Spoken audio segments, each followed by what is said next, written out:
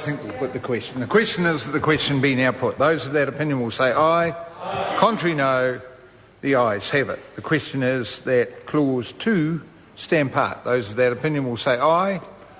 Contrary, no. The ayes have it. The question now is that part 3 stand part.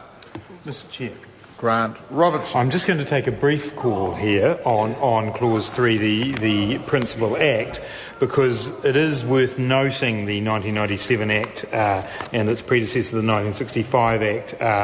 And I want to use the opportunity here to tell colleagues in the House that I have been able to identify the exact day in 1867 upon which the Royal Society was created, as taken within the 1997 and 1965. And I do this using modern technology, of course. That date was the 10th of October 1867. This comes via an appendix to the New Zealand Institute Act of 1867. It's also backed up, I'm told by my advisors, by the German version of Wikipedia.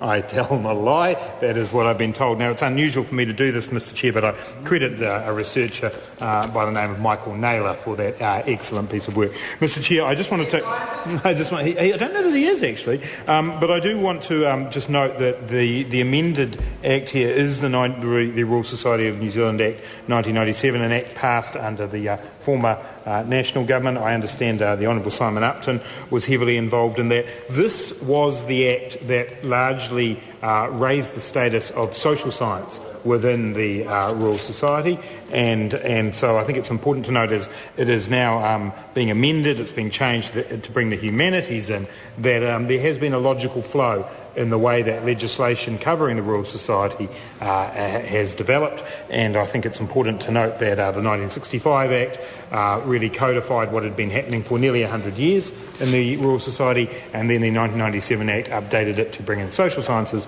and today we will amend it, as we say here in Clause 3, by the new 2011 Act. So it's just making that brief comment that I wanted to take a call. Thank you, Mr. Chair. Chris Farfoy. Thank you very much, Mr. Chair, for allowing